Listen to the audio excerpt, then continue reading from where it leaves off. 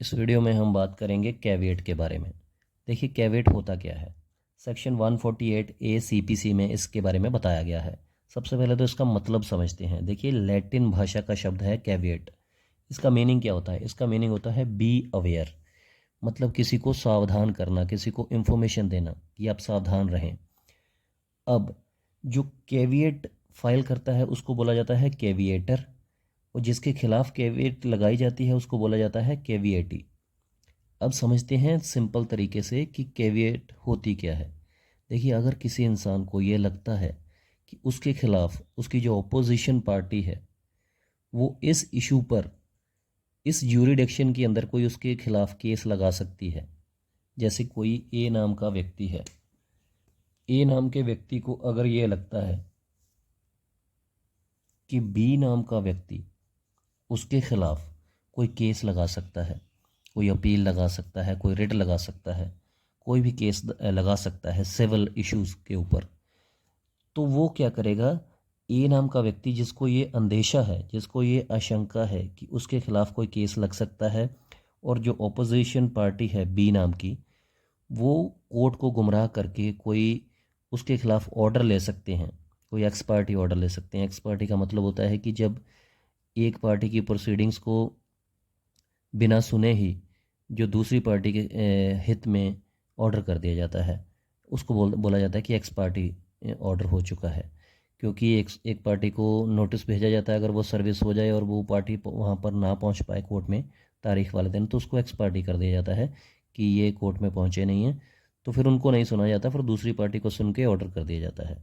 तो अगर ए नाम के व्यक्ति को ये लगता है कि बी नाम का व्यक्ति कोई उसके खिलाफ केस दायर कर सकता है, तो ए नाम का व्यक्ति कोर्ट में पहले ही जाकर केविएट लगा सकता है। अब बात आती है केविएट की।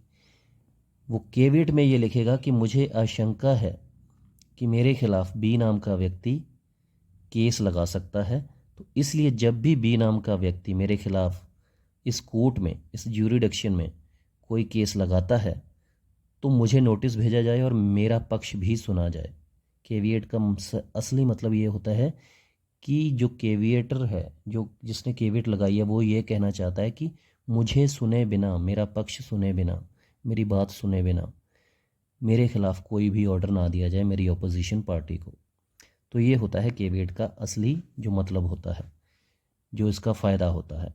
तो जब भी अगर केविएटर के खिलाफ कोई केस फिर आता है, तो उसकी साथ उसमें केविएट को लगा दिया जाता है। फिर कोर्ट क्या करती है कि केविएटर को नोटिस भेजती है जिसने केविएट लगाई थी, और उसकी बात सुने बिना कोई ऑर्डर पास नहीं किया जाता है।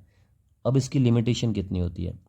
देखिए ए ने केविएट लगाई तो उसकी लिमिटेशन होती है 90 दिनों की। 90 दिनों के बाद केविएट अपने आप ख़त्म हो जाती है। अगर 90 दिनों के अंदर अंदर किसी दूसरी पार्टी ने उनके खिलाफ केस लगा दिया तो केविएटर को नोटिस भेजा जाएगा। लेकिन अगर 90 दिन ख़त्म हो गए तो उसके बाद वो केविएट अपने आप ख़त्म हो जाएगी, और उसके बाद किसी ने केस लगाया तो फिर केविएटर को नोटिस नहीं भेजा जाएगा। इसके लिए 90 दिनों के बाद एक नई केविएट लगानी पड़ेगी। तो ये है केविएट का मतलब।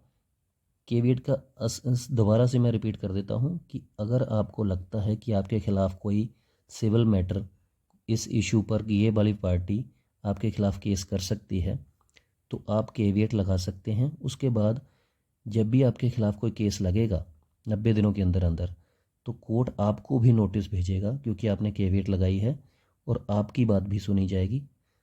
उसके बाद ही कोई ना जो ऑर्डर होगा उस केस में, उसके बाद ही किया जाएगा। मतलब आपको सुने बिना वो ऑर्डर नहीं किया जा सकता। तो ये थी जानकारी केविएट के बारे में। उम्मीद करता हूँ क्लियर हो गया होगा। अगर फिर भी कोई कन्फ्यूजन आपको रह गई हो तो प्लीज़ आप कमेंट करके ज़रूर पूछ सकते हैं। शुक्रिया, धन्यवाद।